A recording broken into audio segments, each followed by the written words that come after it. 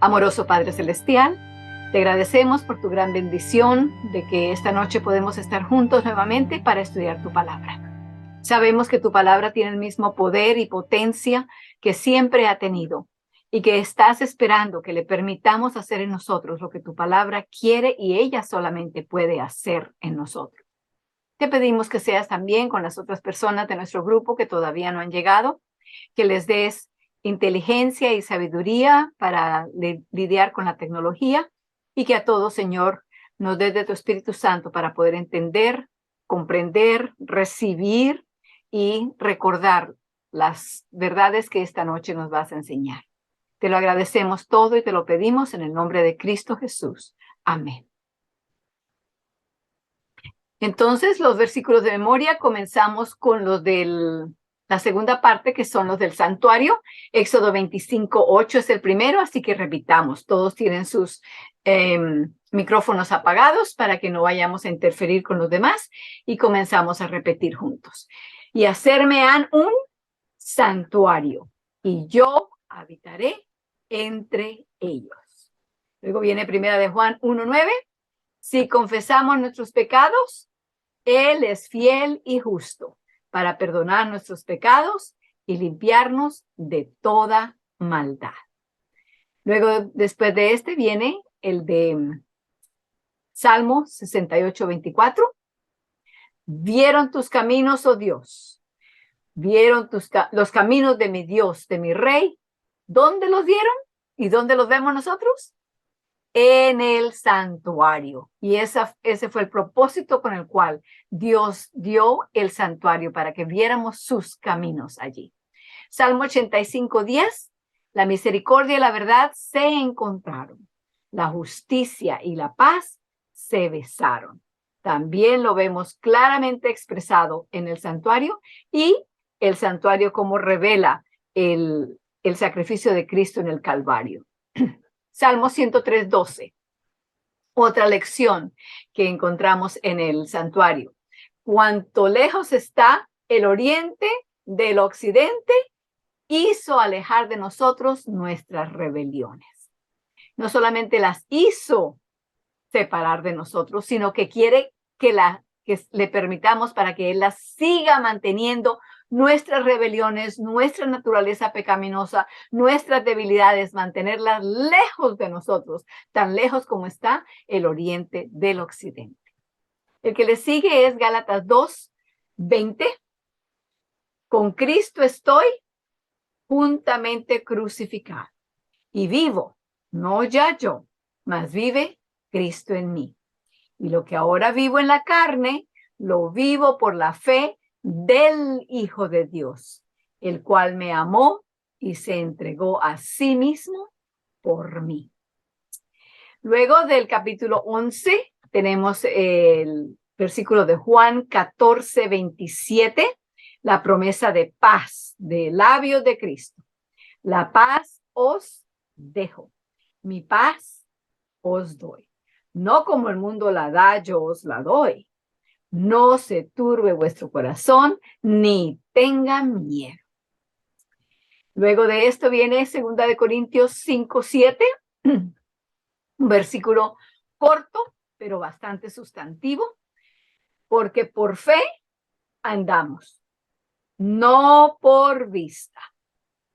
Cuando queremos o intentamos andar por vista, terminamos igual que el apóstol Pedro, hundiéndonos en el agua, ¿verdad? Pero cuando mantenemos nuestros ojos en Cristo y caminamos por fe en Él, entonces no nos hundimos, no tragamos agua, ¿verdad? Ni nos ahogamos. Luego de esto viene Hebreos 7:25, que es el que corresponde con este capítulo. Hebreos 7:25.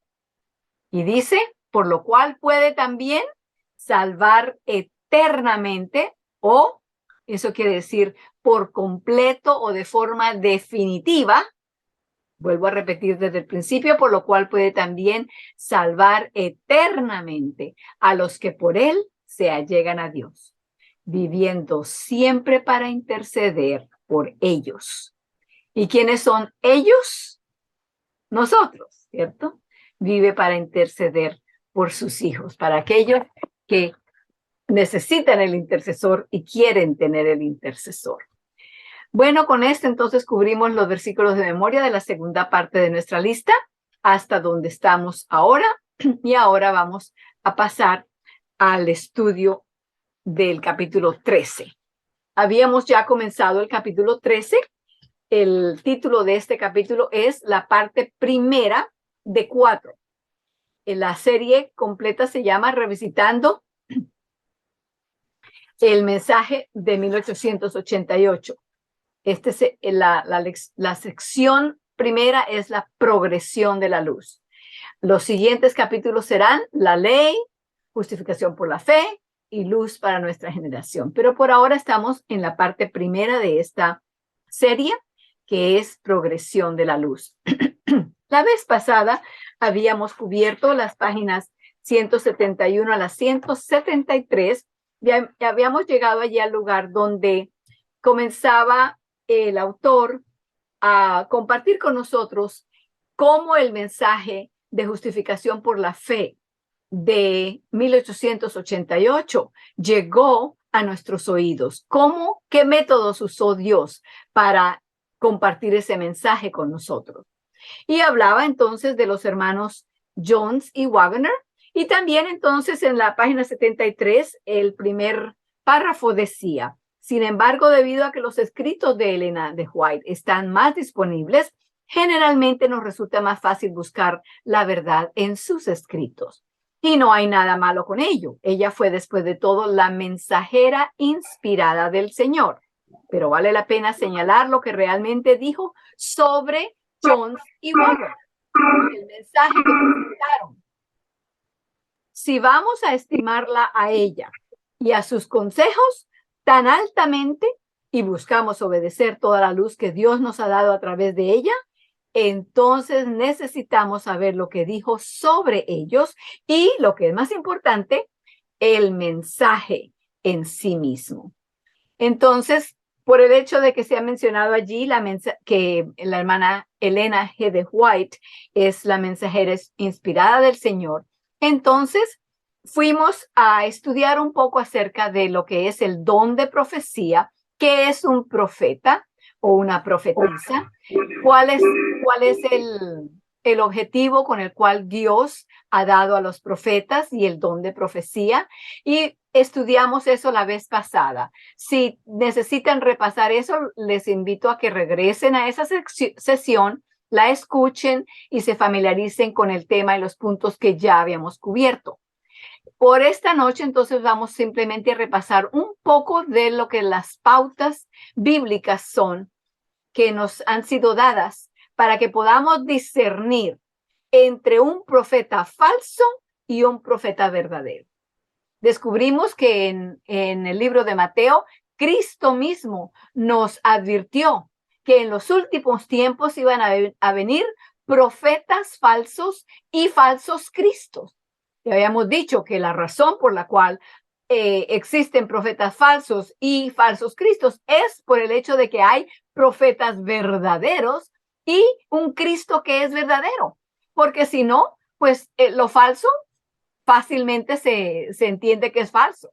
Habíamos puesto como ejemplo una persona que quisiera pasar dinero que fuera, que no fuera una moneda correcta, no se pondrían a estar falsificando billetes de $17 o de cualquier otro de esos números así, porque eso no existe. La persona que quiere falsificar algo tiene que comenzar con lo verdadero para cambiar lo verdadero en falso.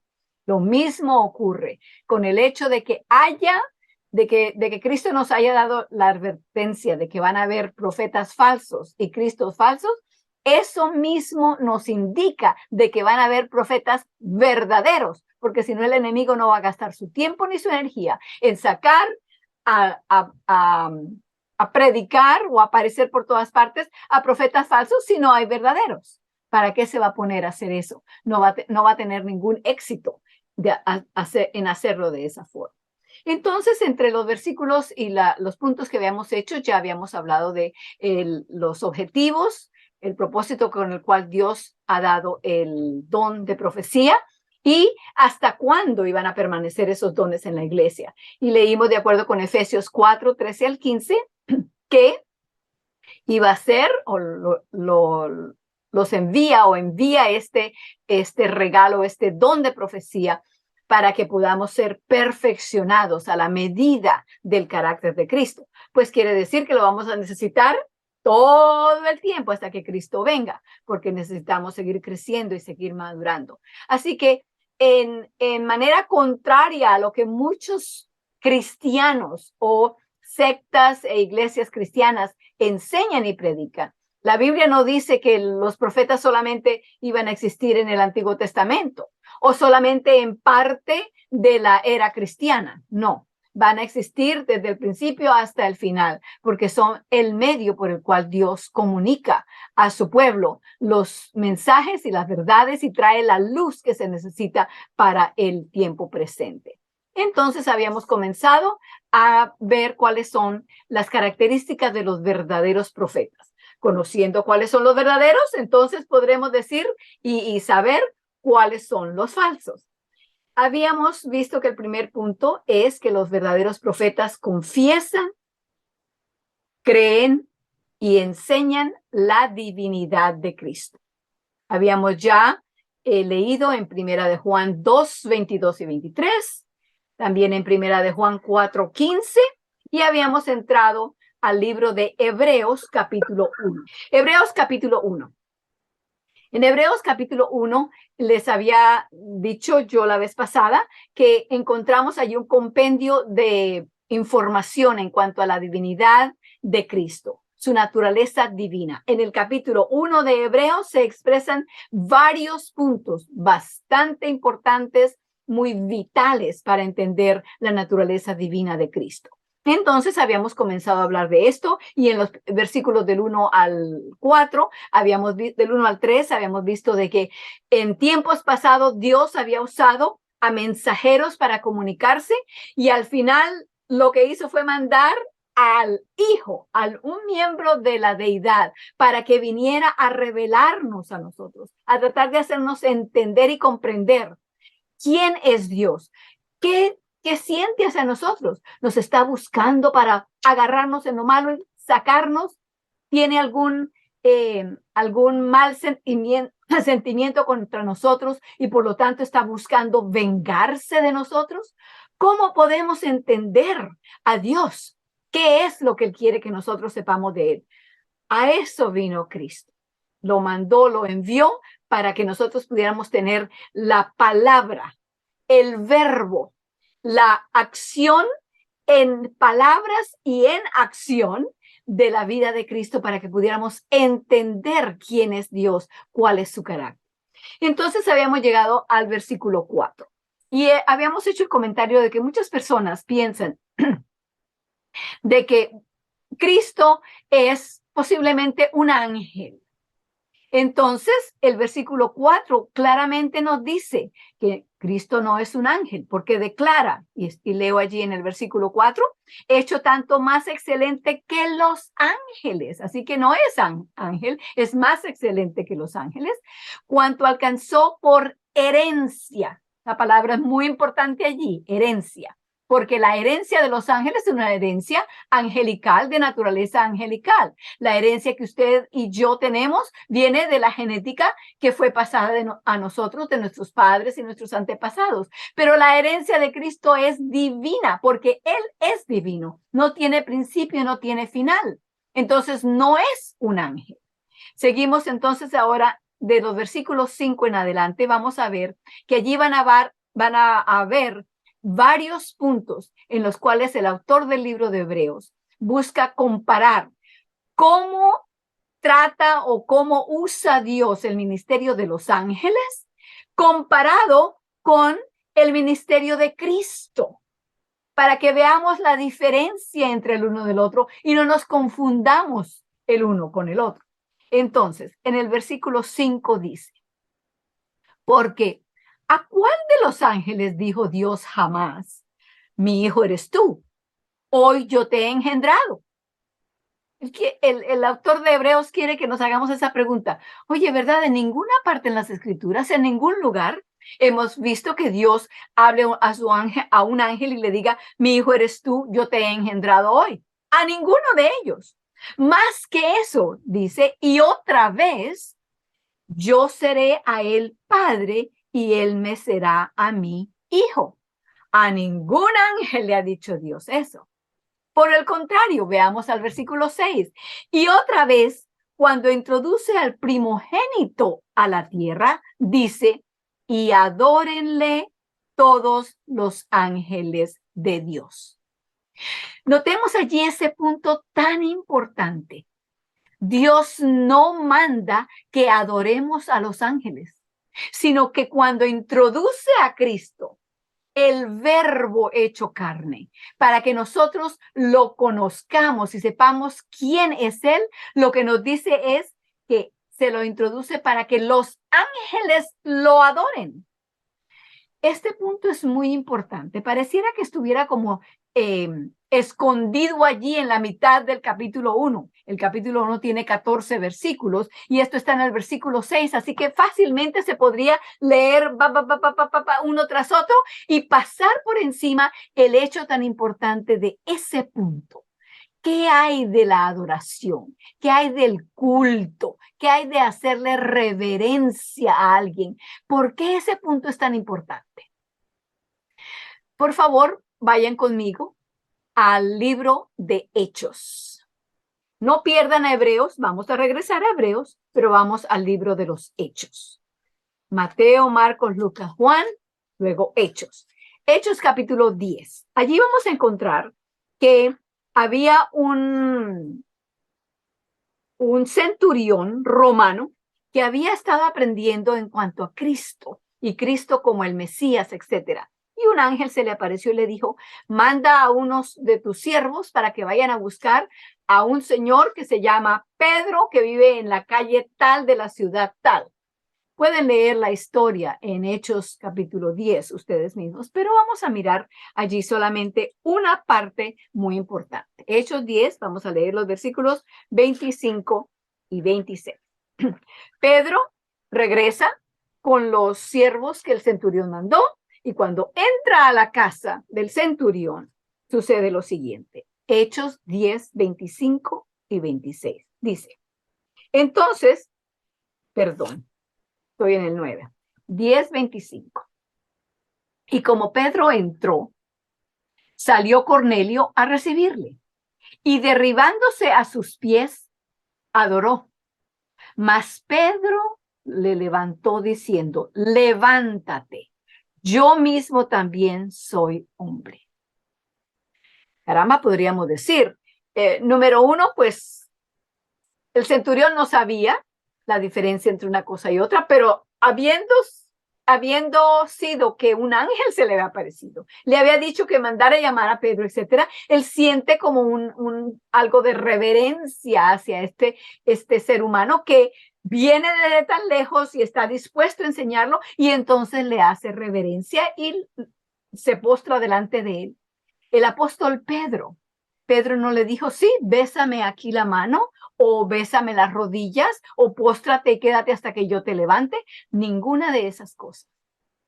Pedro era un discípulo y a saber, un discípulo de los 12 originales de los discípulos de Cristo aquí en la tierra.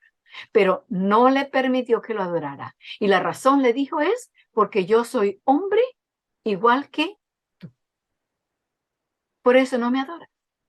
Entonces allí vamos teniendo ya una idea de lo que la palabra de Dios nos enseña en cuanto a la adoración. La adoración y el culto no se deben ni debemos prestárselo o rendirlo a ningún ser humano. Vayamos ahora al libro de Apocalipsis, el último libro de la Biblia.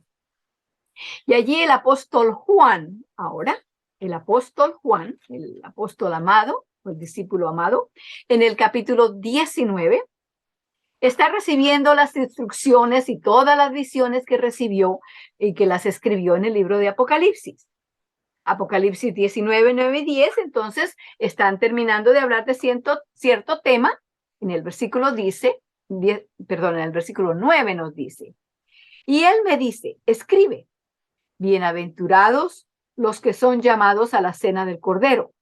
Y me dijo, estas palabras de Dios son verdaderas. Y yo me eché a sus pies para adorarle. Y él me dijo, mira que no lo hagas. Yo soy siervo contigo y con tus hermanos que tienen el testimonio de Jesús. Adora ¿a quién? A Dios, porque el testimonio de Jesús es el espíritu de profecía. Podemos entender, comprender lo que sucedió allí. Usted y yo, estoy casi segura que entre el grupo que tenemos aquí, ninguno podría decir, o tal vez habrá alguien que pueda decir, yo he visto un ángel. Y los hemos visto en muchas situaciones que luego nos damos cuenta, tiene que haber sido un ángel. Pero si un ángel con todo su resplandor se apareciera a cualquiera de nosotros no estamos viendo esto ni vivimos con esto todo el tiempo. Y como humanos que vivimos de nuestros sentidos, es muy fácil que al ver una cosa así tan sorprendente, nos tiremos al suelo para arrodillarnos delante de un ser así, tan vislumbrante. Pero el ángel le dijo a Juan, no lo hagas. Esto concuerda entonces con lo que el apóstol Pablo está hablando en Hebreos, cuando nos recuerda que cuando Dios Padre introdujo al Hijo a la tierra, le dijo, adórenle al Hijo, adórenle los ángeles. Los ángeles adoran a Cristo, pero los seres humanos no adoran ni a los ángeles ni a los seres humanos. En el capítulo 20 de Apocalipsis, Apocalipsis 22, ocurre otra vez algo parecido en los versículos 8 y 9. Yo, Juan, soy el que he oído y visto estas cosas. Está hablando de todas las visiones que se le presentaron. Y después que hube oído y visto, me postré para adorar delante de los pies del ángel que me mostraba estas cosas. Versículo 9. Y él me dijo, mira que no lo hagas, porque yo soy siervo contigo y con tus hermanos los profetas y con los que guardan las palabras de este libro. Adora a Dios. Así que volvemos al tema que estábamos en Hebreos capítulo 1. Si el Padre dice, adoren a mi Hijo los ángeles, quiere decir que el Hijo tiene que ser Dios, porque el único ser a quien se le rinde adoración y culto, el único ser al que la palabra de Dios nos enseña que se le debe rendir culto, es a Dios. Entonces, Cristo, por ende, debe ser Dios, ya que el Padre dice, adórenle. Hay más que eso. Regresemos todavía a Hebreos capítulo 1, porque ya hay mucho más todavía en cuanto a la naturaleza divina de Cristo. Habíamos leído los versículos 6 y 7. Perdón, el versículo 6, habíamos llegado al 6. Y ciertamente de los ángeles dice en el versículo 7, el que hace a sus ángeles espíritus y a sus ministros llama de fuego. Mas al Hijo, ahora lo compara, a los ángeles son espíritus y llama de fuego, pero al Hijo en el versículo 9 le dice que tu trono, oh Dios. Dios Padre llama a su Hijo Dios. Déjenme decirle una cosa, si no es que ya ustedes lo pensaron. Posiblemente que sí. Si Dios dice que su Hijo es Dios, tenemos algunos de nosotros alguna base con la cual argumentar y decirle a Dios, no, tu Hijo no es Dios. Todos serán menos Dios. No puede ser Dios. Es un buen maestro, tal vez hasta un profeta. Una persona muy buena, muy santa, muy entregada, de mucha fe. Pero Dios no puede ser Dios. ¿Vamos a argumentar con Dios y a decirle, estás en lo incorrecto?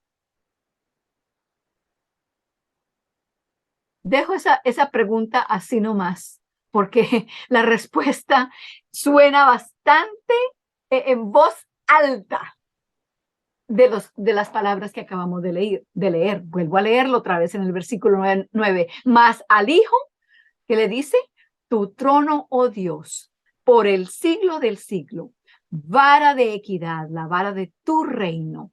Has amado la justicia y aborrecido la maldad, por lo cual te ungió Dios, el Dios tuyo, con óleo de alegría más que a tus compañeros. Y en el versículo 10 agrega, y tú, oh Señor, en el principio fundaste la tierra. Aquí está Dios Padre hablándole a su Hijo. ¿No fue eso lo que leímos en la primera parte del capítulo 1? Que por medio de Cristo fue que se creó el mundo. Cristo es el creador del universo y el que sostiene todas las cosas también. Sigo leyendo en el versículo 10. Y los cielos son obra de tus manos. Ellos perecerán. Todo esto es lo que Dios Padre les está diciendo en referencia a Cristo. Ellos perecerán, los cielos, el universo, todos perecerán, mas tú eres permanente. Y todos ellos se envejecerán como una vestidura, como por decir, como un trapo viejo, se van a envejecer. Y como un vestido los envolverás y serán mudados. Empero tú eres el mismo y tus años no acabarán. Entonces vemos allí la descripción exacta de la naturaleza divina de Cristo. Cristo no fue parte divino y parte humano, no. Cristo es 100% divino y vamos a ver dentro de un momento lo de la naturaleza humana también. En el versículo 13 dice, pues ¿a cuál de sus ángeles le dijo jamás, siéntate a mi diestra hasta que ponga tus enemigos por estrado en tus pies? Punto tras punto tras punto, el capítulo 1 de Hebreos nos presenta a Cristo con su naturaleza divina, Dios mismo, parte de la deidad. Ese es Cristo. Y esa era la naturaleza que él tenía desde la eternidad antigua hasta que llegó a ser hombre, hasta que llegó a ser miembro de la raza humana.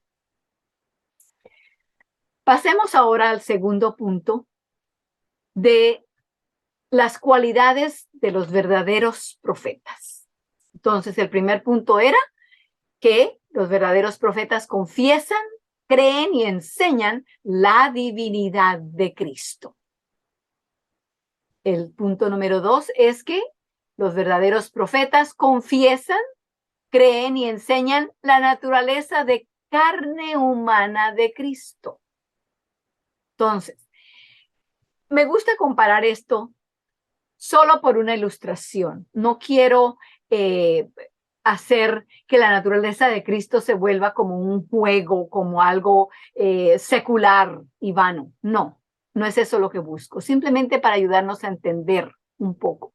Pero pensemos en una moneda. Una moneda tiene dos caras, ¿verdad?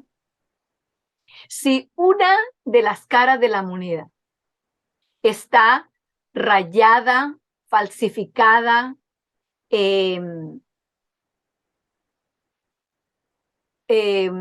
desacrada, la moneda entera pierde su valor. No importa que un lado esté bueno, si el otro lado está mal, ya esa moneda no tiene el valor ni la autoridad que representa. De la misma manera, me gusta pensar que es la naturaleza de Cristo. En el tiempo en que Cristo vivió aquí en la tierra, la gente no tenía ningún problema en recibirlo como un ser humano. Nadie decía, no, ese no es un ser humano.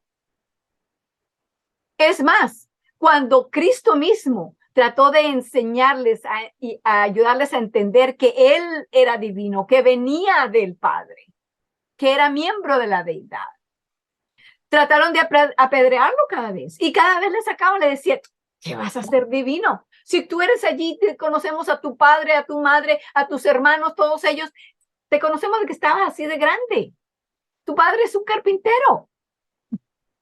No tenían ningún problema en aceptar que era humano, 100% humano.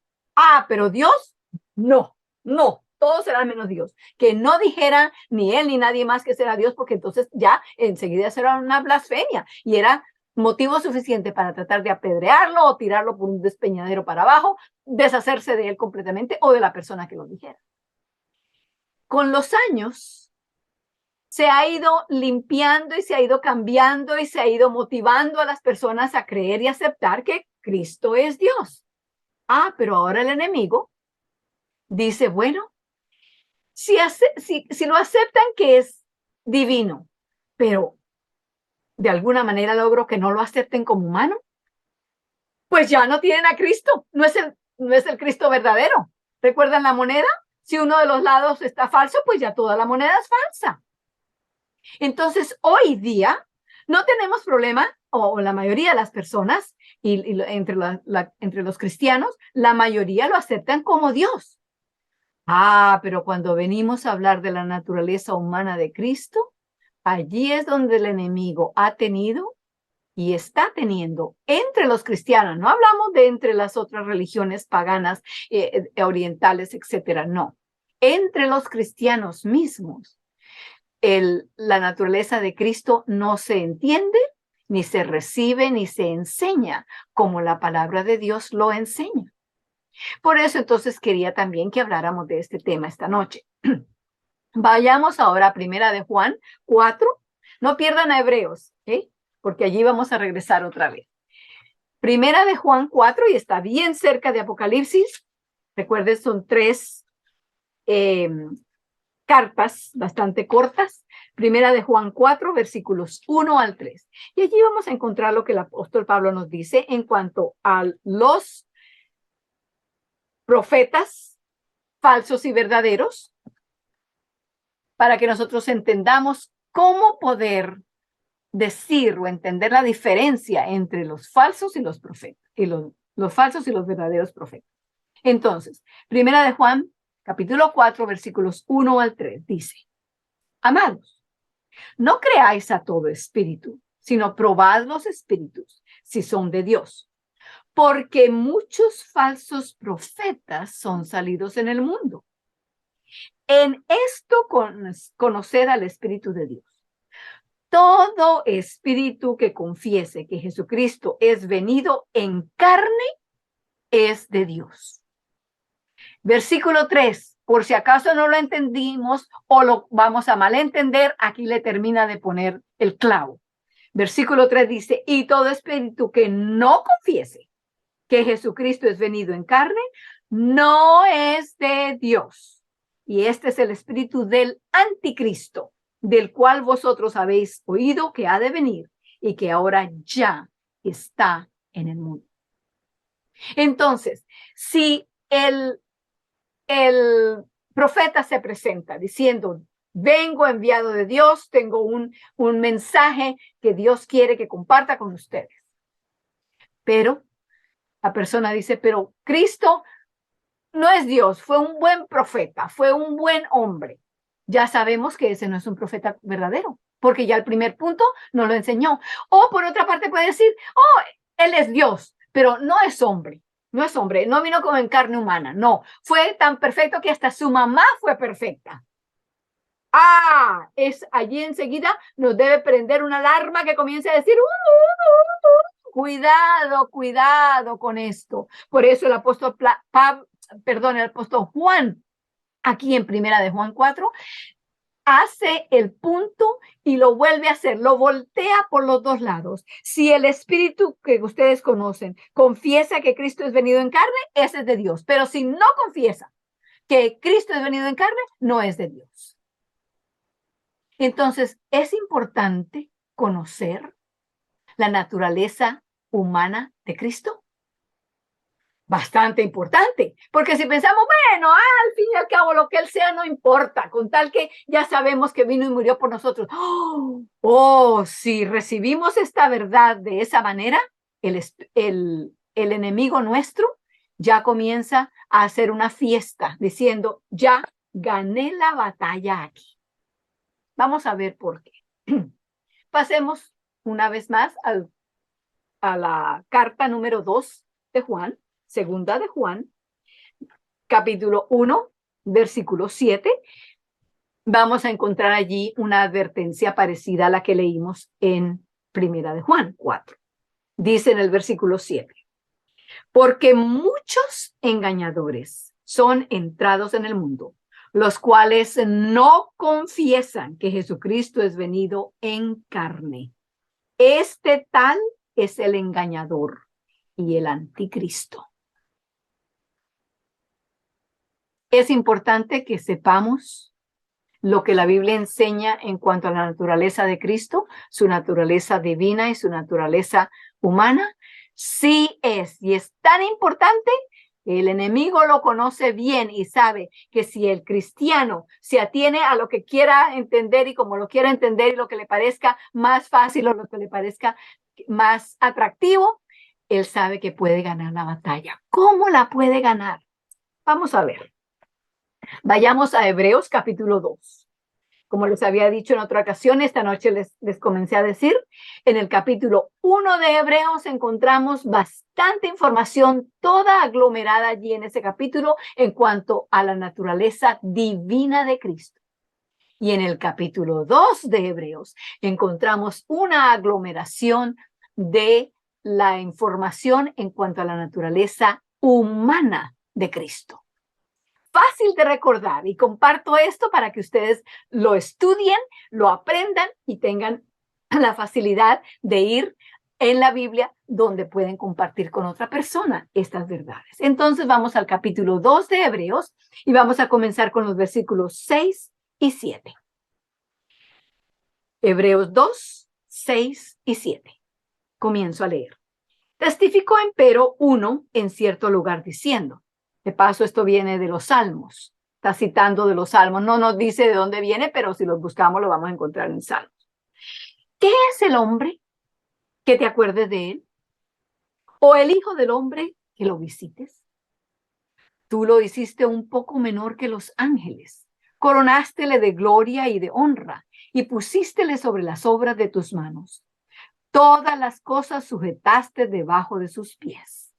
Entonces está hablando en cuanto al hombre y es cualquiera de nosotros podemos pensar de esa manera. Cuando vemos la maravilla de lo que Dios ha hecho en entregar a su hijo para que muriera por nosotros, para que viviera como humano entre nosotros, para que nos enseñara cómo depender del Padre. Cuando pensamos en estas cosas tan grandes y maravillosas que Dios ha hecho, podemos pensar, pero bueno, ¿quién soy yo para que Dios vaya a hacer todo eso por mí? Y eso es lo que el salmista está diciendo allí. ¿Quién es? ¿Qué es el hombre para que tú lo visites? ¿O el hijo del hombre para que tú te acuerdes de él? Tú lo hiciste poco menor que los ángeles. Bueno, allí tenemos entonces ahora las categorías nuevamente que habíamos mencionado antes. Está la deidad o Dios, están los ángeles, esa es la otra naturaleza, otra forma de creación. Y luego estamos los seres humanos. Dios, ángeles, seres humanos. Pero vamos a ver lo que dice en el versículo 9. Y si no han subrayado nada allí, subrayen el 9. Porque comienza diciendo empero. Está comparando lo que Dios ha hecho por la raza humana en venir a visitarlo, acordarse de nosotros, apiadarse de nosotros. Y luego en el versículo 9 dice, empero vemos coronado de gloria y de honra por el padecimiento de la muerte. ¿A quién? A Jesús, que es hecho un poco menor que los ángeles. Pero un momento, ¿se acuerdan que estudiamos en el capítulo 1, versículo 4, que Cristo es más excelente que los ángeles y que alcanzó una herencia más excelente y un nombre más excelente que el de los ángeles? ¿Cómo es que entonces ahora lo describe en el capítulo 2, hecho menor que los ángeles? Qué cambio de estatus, qué cambio de nivel tan grande. Siendo Dios, no pasó simplemente a ser ángel. Eso hubiera sido una baja, pero pasó a ser menos que los ángeles, igual que tú y yo. Qué tremendo paso hacia abajo el que Cristo hizo para poder venir a rescatarnos a nosotros. ¿Para qué dice ahí en el versículo 9? Para que por el padecimiento de muerte, Él tenía que ser como nosotros para que pudiera morir, para que al morir pudiera redimirnos. ¿Por qué se hizo hombre? No porque no tenía nada más que hacer, o porque tenía la curiosidad de ver cómo se sentiría ser hombre. No, lo hizo por amor. Amor a ti, a cada uno de nosotros, nuestros hijos, nuestros amados. Por amor a nosotros hizo todo esto. Vayamos ahora al versículo 14. Y pueden leer el resto de los otros versículos allí. También dice como que en el versículo 10, por ejemplo, dice, no, en el 11 dice, porque el que santifica y los que son santificados de uno son todos. ¿Quién santifica? Dios es el que nos santifica. ¿Quiénes son santificados? Nosotros. Y dice que somos de uno, porque Cristo se hizo uno con nosotros para poder santificarnos. Bueno, sigamos en el 14, que era donde íbamos. Dice, así que, por cuanto los hijos participaron de carne y sangre, está hablando de nosotros. ¿Ustedes son de carne y sangre? Yo sé que yo soy. Yo sé que ustedes también. Entonces allí nos está hablando de lo que nosotros somos, de lo que nosotros sabemos, de lo que entendemos. Así que por cuanto los hijos participaron de carne y sangre, Él, hablando de Cristo, también participó de lo mismo. De lo mismo. Me aterra, me sorprende tanto que hay personas que pueden leer ese versículo, leer las palabras que están allí tan claramente que dice, Él también participó de lo mismo, cierran la Biblia y dicen, Él no es como yo. Él no es lo mismo. Pero acaban de leer que es lo mismo. Hermanos, tenemos que orar. Tenemos que pedirle a Dios que nos ayude a entender, que nos ayude a recibir, a agradecer, que nos ayude a entender la razón por la cual Cristo tenía que ser uno con nosotros. Era de la única forma que podía rescatarnos. Ahora el resto del versículo 14 nos va a decir por qué. ¿Por qué es que aún entre la cristiandad, entre el mundo cristiano, hay tantas personas que todavía no quieren, ni pueden entender, ni quieren recibir el hecho de que Cristo es como tú y como yo? ¿Por qué? Allá hay alguien que tiene una agenda escondida. Sigamos leyendo el versículo 14. Para destruir por la muerte al que tenía el imperio de la muerte, es a saber, al diablo. ¡Ja! Pues con razón que hay eruditos y escolásticos y doctores en toda clase de divinidades y profecías y Biblia y estudios bíblicos y todo aquello que dicen que no, no, Cristo no es como los seres humanos. Cristo no fue como nosotros. ¿Por qué? ¿Por qué existe eso? Porque el enemigo no quiere que su dominio termine. Y si nosotros creemos lo que el enemigo quiere que creamos, entonces nos mantenemos allí miembros de sus siervos y esclavos, cuando que ya hemos sido declarados libres. Es igual que si después de que Abraham Lincoln hizo la declaración en la cual todos los esclavos fueron hechos libres y tenían el derecho de salir de las haciendas donde estaban y ser hombres libres, es igual que si esa persona se pusiera los dedos en los oídos y dijera, yo no quiero escuchar, no quiero saber. Seguiría siendo esclavo, habiendo sido declarado libre ya. El enemigo no quiere, quiero que entendamos esto muy bien, el enemigo no quiere que usted entienda, ni crea, ni reciba el hecho y la luz de que Cristo es como tú y yo. ¿Por qué? Porque cuando sabemos eso, eso nos libera y ya el enemigo no puede decirnos, mira, tú no eres más que humano, tienes que seguir pecando. No te queda otra cosa, tú eres humano solamente. No. Somos declarados libres porque Cristo fue igual que tú, igual que yo. Por lo tanto, nosotros ya no somos, no pertenecemos al siervo de esclavitud del enemigo. ¿Qué decimos a esto? Amén. Sigamos leyendo. Versículo 15. Y librar a los que por el temor de la muerte estaban por toda la vida sujetos a servidumbre. Porque ciertamente, sigue hablando de Jesús, no tomó a los ángeles, sino a la simiente de Abraham tomó. ¿De qué nos hubiera servido a ti y a mí que Cristo viniera en forma de naturaleza angelical? ¿Somos nosotros ángeles? No somos ángeles. Él hubiera podido venir como ángel y rescatar a los ángeles. Pero fue a rescatar a nosotros, a rescatarnos a los seres humanos. Tenía que venir como ser humano para poder rescatarnos a nosotros como seres humanos, siendo seres humanos. Y por lo tanto dice que tomó la simiente de Abraham. Me encanta que la Biblia pone unos términos pequeñitos, pero tan significativos.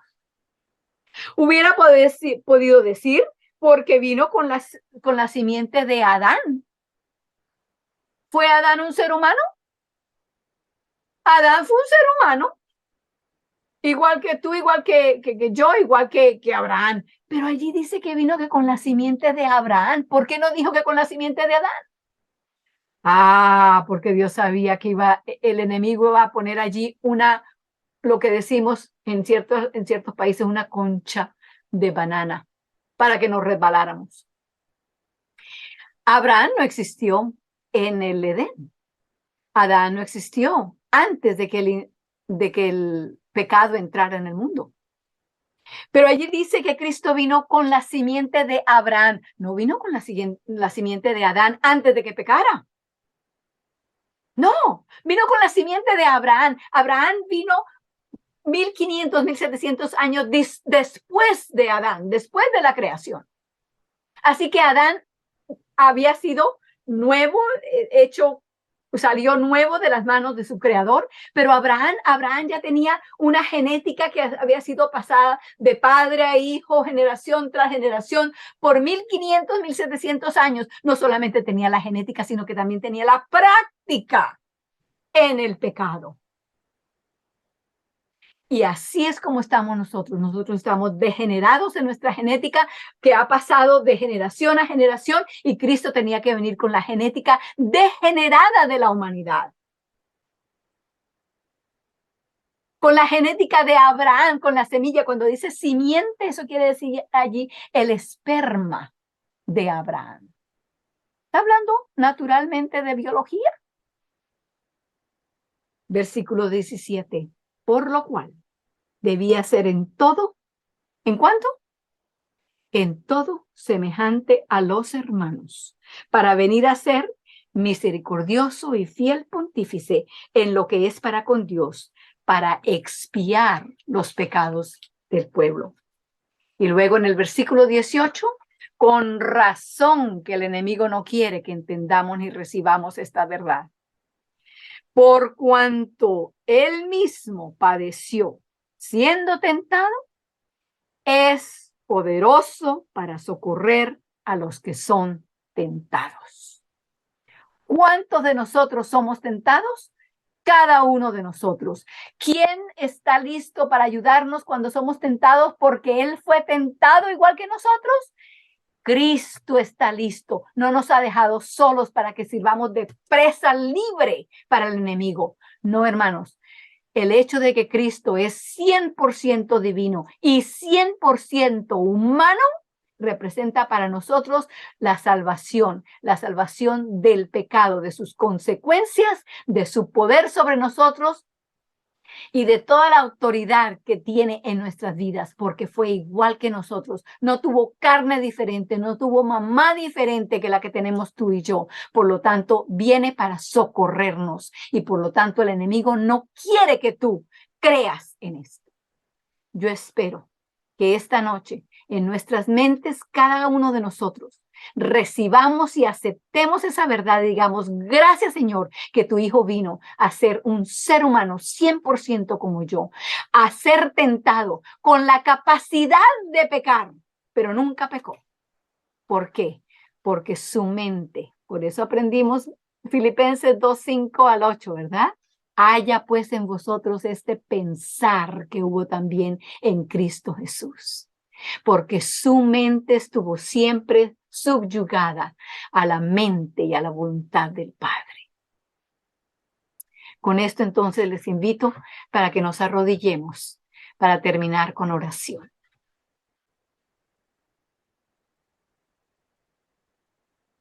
Amante Padre Celestial, esta tarde estamos muy agradecidos, Señor, porque nos has dado las buenas noticias de que hemos sido rescatados y liberados completamente del enemigo, de que Cristo vino a ser igual con nosotros, a ser uno con nosotros, para que así pudiera darnos la libertad que nosotros nunca hubiéramos podido obtener por nuestros medios ni por ningún otro medio, porque no hay otro nombre bajo el cielo dado a los hombres en el cual podamos ser salvos. Gracias, Señor, y ayúdanos a recibirlo para que tenga el mismo éxito en nosotros que tuvo en Cristo Jesús. En su nombre te lo pedimos todo. Amén.